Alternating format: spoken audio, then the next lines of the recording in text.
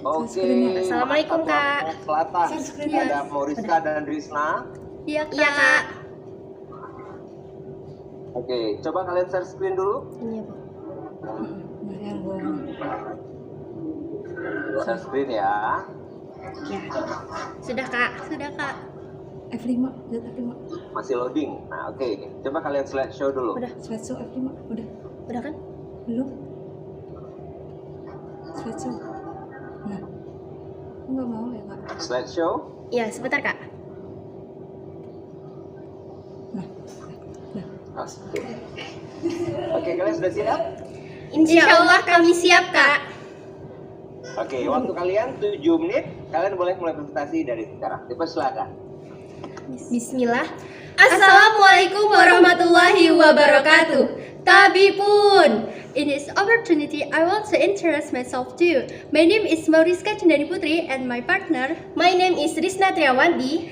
We are ready to Myras 2022. Indonesia merupakan salah satu negara yang memiliki potensi mangrove yang sangat besar. Menurut data LIPI 2020, jumlah total luas mangrove di Indonesia mencapai 3,11 juta hektar yang tersebar di sepanjang kawasan pesisir pantai Indonesia. Namun sayangnya, fungsi dan manfaat hutan mangrove dalam beberapa puluh tahun terakhir ini mengalami degradasi yang sangat drastis, disebabkan oleh faktor antropogenik maupun faktor alam. Banyak aktivitas manusia yang dapat menyebabkan turunnya fungsi serta manfaat hutan mangrove. Namun di samping itu juga banyak tindakan untuk melestarikannya. Ketidaktahuan masyarakat tentang manfaat hutan mangrove secara ekologis mengakibatkan rendahnya kesadaran dalam pelestarian hutan mangrove. Dalam meningkatkan pengetahuan masyarakat tentang pentingnya mangrove, maka dari itu kami mengangkat penelitian yang berjudul Analisis Pola Perilaku Lestari Lingkungan Masyarakat Sekitar Kawasan Wisata Hutan Mangrove Desa Merak Blantung. Teori yang kami gunakan pada penelitian ini adalah Theory of Planet Behavior yang dikemukakan oleh Ajizen pada tahun 1991. Teori ini menjelaskan bahwa perilaku atau behavior dilakukan oleh individu karena adanya niat dan keinginan untuk melakukannya, yang didasarkan pada asumsi bahwa manusia melakukan perilaku tersebut dengan cara yang sadar. Teori ini juga sangat sesuai dengan penelitian kami yang membahas bagaimanakah pola perilaku masyarakat dalam pelestarian dan pemanfaatan kawasan wisata hutan mangrove Desa Merak Blantung. Selanjutnya adalah metode penelitian yang kami gunakan. Metode penelitian yang kami gunakan adalah metode penelitian kualitatif dengan pendekatan deskriptif. Yang mana pada penelitian ini kami berusaha untuk mendeskripsikan dan menggambarkan bagaimanakah pola perilaku masyarakat dalam pelestarian dan pemanfaatan kawasan wisata hutan mangrove Desa Merak Blantung. Penelitian ini dilakukan di kawasan wisata hutan mangrove Jalan Taman Pariwisata Dusun Lambur, Desa Merak Blantung, Kecamatan Kalianda, Kabupaten Lampung Selatan. Pengumpulan data pada penelitian ini dilakukan dari tanggal 15 Agustus sampai 3 September 2022. Sumber data dipilih berdasarkan teknik purposive sampling, yang mana diperoleh 5 informan yang terdiri dari 1. Aparatur pemerintahan desa, 1. Informan pengelola hutan mangrove, 2. Komunitas pegiat mangrove, dan 1. informan masyarakat yang memanfaatkan hutan mangrove. Wawancara semi terstruktur dilakukan kepada 5 informan untuk mengetahui dan mendapatkan informasi yang lebih dalam. Kami juga melakukan observasi non-partisipan di kawasan wisata hutan mangrove dengan cara mengamati aktivitas di kawasan wisata hutan mangrove dan ekosistem yang ada di hutan mangrove. Selanjutnya, ditinjau dari segi dokumentasi, kami memperoleh data hasil dokumentasi, yakni berupa gambar kegiatan reboisasi yang telah dilakukan sebelumnya. Kemudian kami mengolah data dengan menggunakan teori analisis data Kresol tahun 2015, yakni yang pertama mengorganisasikan data, yang kedua membaca dan membuat memo, yang ketiga mendeskripsikan kasus dan konteksnya, yang keempat mengklarifikasikan data dengan menggunakan kode dan tema, yang kelima menafsirkan data, dan yang keenam menyajikan dan memvisualisasikan data. Selanjutnya, hasil penelitian akan dipaparkan oleh rekan saya. Baiklah kakak-kakak, hasil penelitian kami diperoleh 2 temuan. Yang pertama, pola perilaku positif, dan yang kedua, pola perilaku negatif. Yang pertama, pola perilaku positif masyarakat sekitar kawasan wisata hutan mangrove Desa Merak Blantung. Yang pertama, sebagian masyarakat setuju apabila dilakukan pelestarian di sekitar pantai. Yang kedua, sebagian masyarakat tidak menghalangi adanya pelestarian hutan mangrove. Yang ketiga, pemerintah senantiasa dan mendukung serta berkontribusi dalam penanaman dan pelestarian hutan mangrove. Yang keempat, Dinas Kehutanan memberikan bantuan kepada perusahaan Kalianda Nirwana Resort berupa bibit mangrove. Yang terakhir, ternyata setelah kami observasi, sebagian kecil masyarakat masih memiliki pengetahuan yang baik tentang budidaya mangrove. Yang selanjutnya, pola perilaku negatif masyarakat sekitar kawasan wisata hutan mangrove. Yang pertama, adanya penebangan hutan secara ilegal. Yang kedua, belum adanya program kerja bakti dari tahun 2019. Jadi, masyarakat masih belum melakukan program kerja bakti bersama perusahaan atau komunitas pegiat mangrove. Yang ketiga, wisatawan dan masyarakat sekitar masih membuang sampah sembarangan.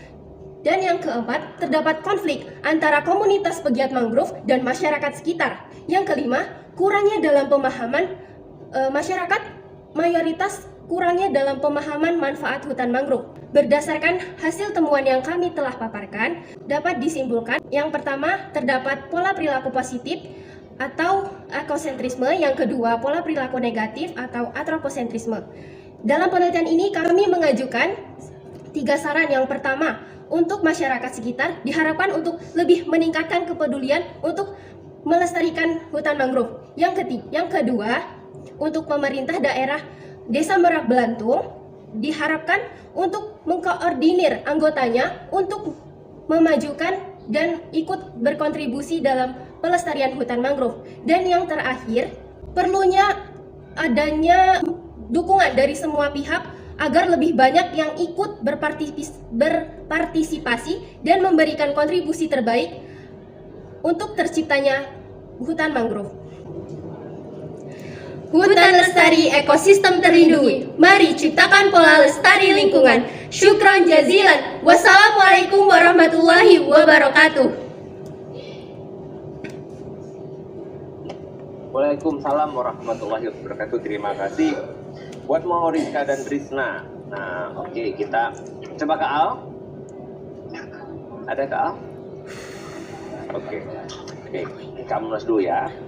Iya, Tadi Kak. kamu lihat ada beberapa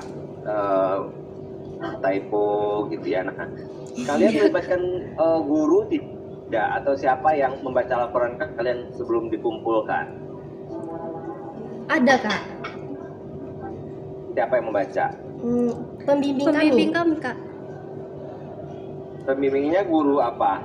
Guru geografi. Oh, guru geografi. Kalian nggak minta tolong ke guru bahasanya untuk membaca dulu laporan? Jika ada yang salah-salah, ada yang tempo-temponya banyak, gitu bisa direvisi dulu, gitu ya? Iya, Kak. Iya, Kak. Nanti kedepannya, meskipun pembimbingnya guru geografi, minta bantuan ke Bapak Ibu Guru Bahasa Indonesia buat ngecek laporannya ya. Iya, Kak. Iya, Kak. Siap, Kak. Pertanyaan kalian kan ada bagaimana pola masyarakat. Nah, tadi informan penelitiannya berapa orang? 5 orang, Kak. Kenapa cuma 5 orang? Karena dari 5 orang ini menurut kami udah cukup untuk ini mendapatkan informasi, Kak. Oh, dari mana kalian bisa tahu itu sudah cukup? Karena udah ketahuan dari hasilnya, Kak. Oh, begitu ya. Terus kalian kan ada yang kamu lihat itu ada tuh salah satu indikatornya juga pengunjung gitu ya, wisatawan yang sering datang ke situ. Iya. Ya, Iya. Iya, Kak. ada nggak pengunjung yang diwawancarai? Ada, Kak. Dia apa namanya? Ada. Heeh. Sebenarnya ada, cuman sama kami belum dikasih ke laporannya.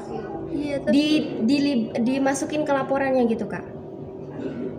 Oh gitu. Iya. Jadi ini 5 orang ini siapa nih yang 5 orang ini? yang pertama itu aparatur desa, yang satu informan lagi yakni dari pengelola hutan mangrove, yang 2 informan dari komunitas pegiat mangrove, dan yang terakhir dari masyarakat yang tinggal di situ, sekaligus dia juga kayak manfaatin hutan mangrove itu. Cuma satu masyarakatnya. Iya Kak, karena di situ kan kayak wilayah hutan, jadi emang kayak yang tinggal itu cuma 1 orang. Oh, 1 orang doang tinggal di Iya, sana. iya, Kalian yang tinggal punya di- teman. Yang di Iya, bener. sekitar situ Kak, cuman ada 1 orang. Iya, satu Satu rumah rumah, Kak. maksudnya. Kalau 1 rumah, kan tadi pola masyarakat ya. Berarti kalau 1 rumah bukan masyarakat dong. Mungkin desa itu banyak, cuma yang tinggal dekat hutan itu cuma 1 kali ya. Iya Kak. Oke, baik. Terima kasih ya. Iya, Untuk sama-sama. Rizka dan Rizna, silakan Kak Maila.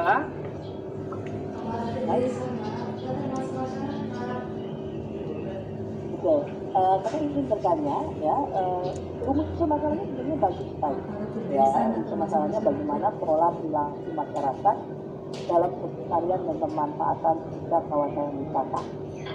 Ya, nah, kakak waktu proposal membaca bahwa nanti adik akan menggambarkan pola, ya, pola perilaku.